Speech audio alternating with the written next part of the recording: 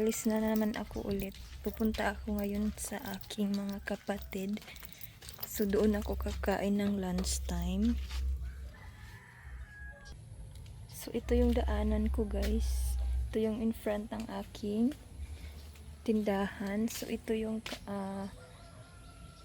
kapitbahay ko. Ito yung empty area ng lote nila. Tapos linagyan niya ng bakod. Maganda, di ba? So ayan. So mayroon tayong bridge dito. Charot. I mean, ang tawag nito, tawiran, kasi pag may pag maulan, maputik dito. Mayroon ditong guys, turkey guys. I gotta show you. Tada. Wait, ang labo. That's the turkey. Right here.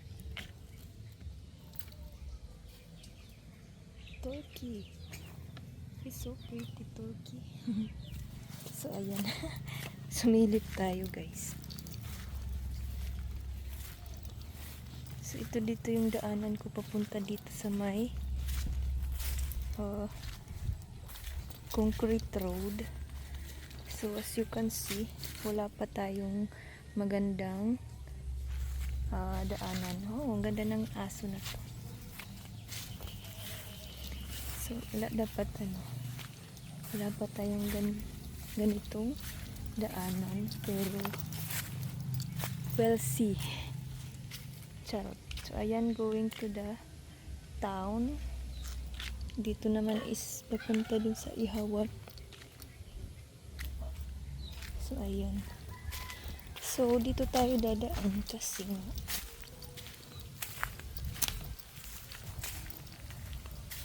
doon ako kakain sa ate ko.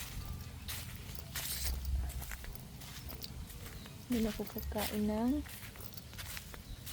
tanghalian. May kalabaw dito guys. Hindi ko alam kanino yan.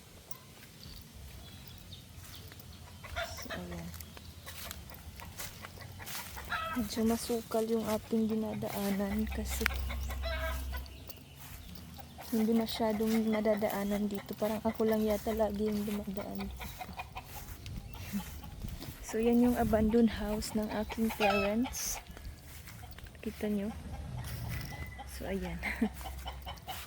So hindi na sila tumitira dyan. Doon na sila sa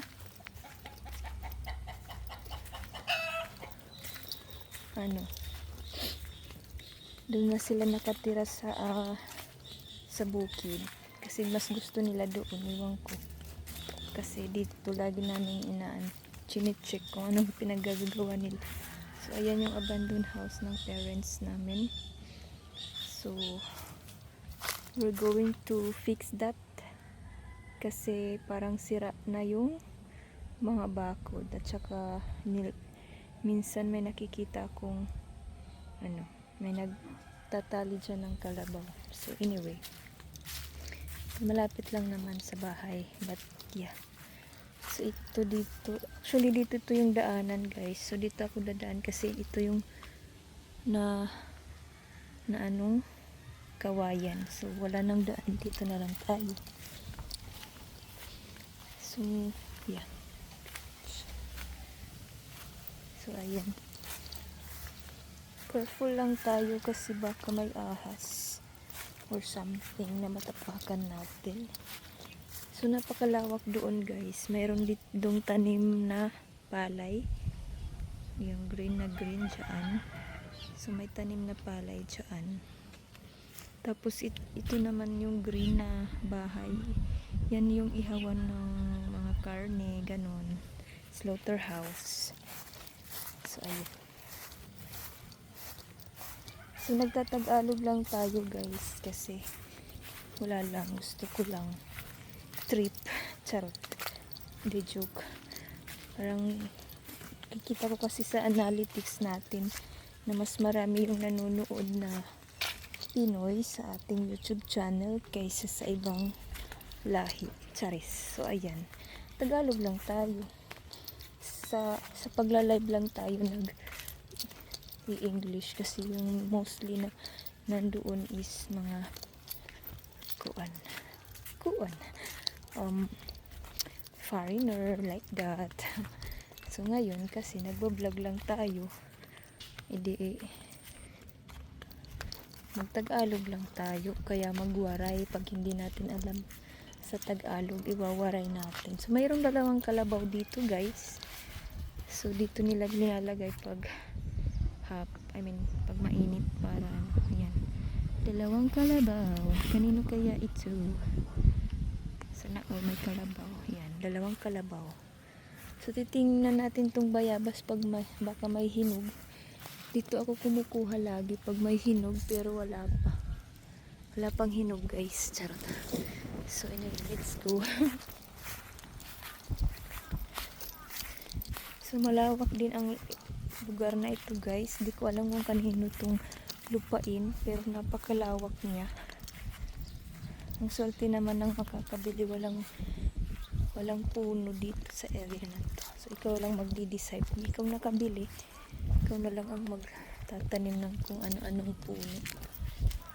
So ayan, malapit na tayo sa bahay ng aking kapatid. Parang tahimik sila dito. So ayan. So ayan guys, meron ditong panggatong. Yan.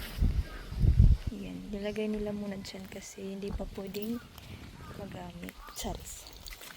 So ito dito yung paligid ng aking mga kapatid. Ito, kumbaga compound.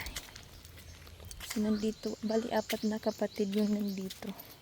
4 kong kapatid yung nakatira dito sa compound. Yung ate ko, Aiza, si Erwin, si Nathaniel, at saka si Annel. So bali 4 sila dito sa nabili naming lupa.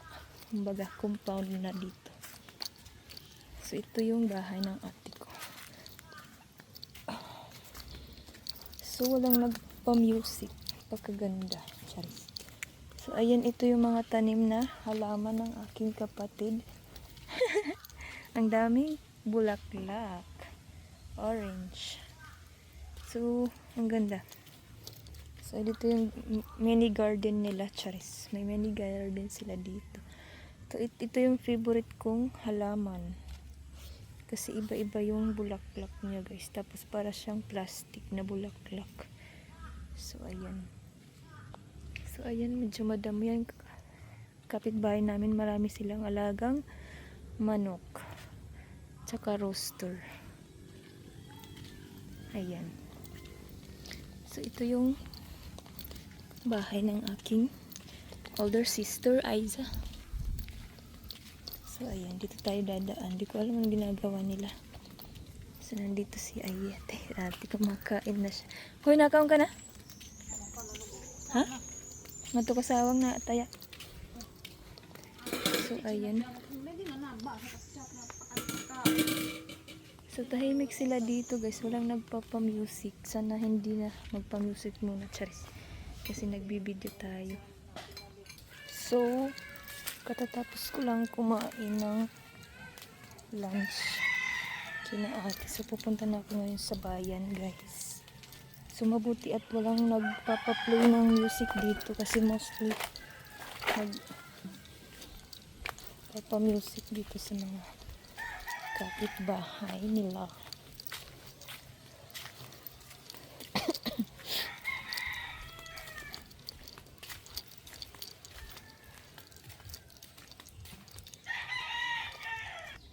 So ayan.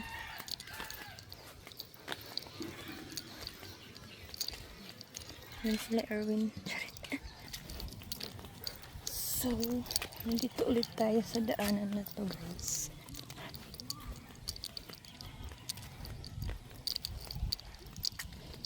Medyo makulimlim yung panahon ngayon. Sana hindi umulan. Oh, nandito pala yun si nanay ni Kawaray.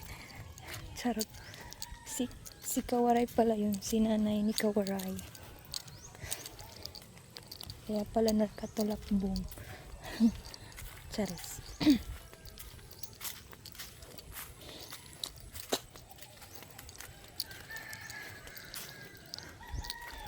So ayan, ito yung magandang spot dito, Charis. Ito yung dinaanan ko ay kahapon pala, guys.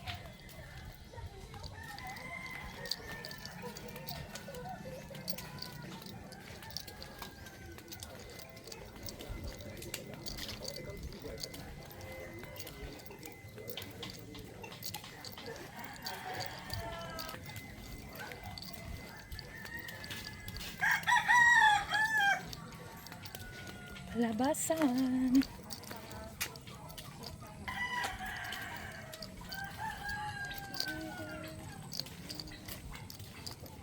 So, naglinis sila dito, guys.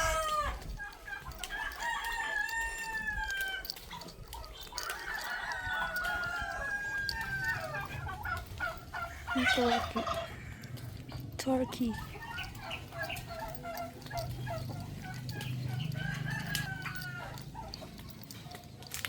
Okay, sana mayroon tayong masakyan na pedicab ngayon kasi nga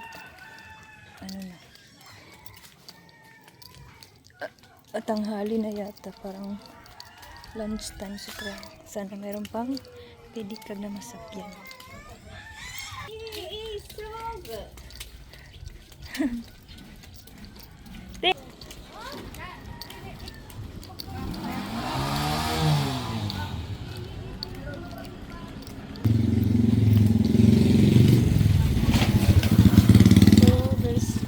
Tindahan dito, guys. Tindahan.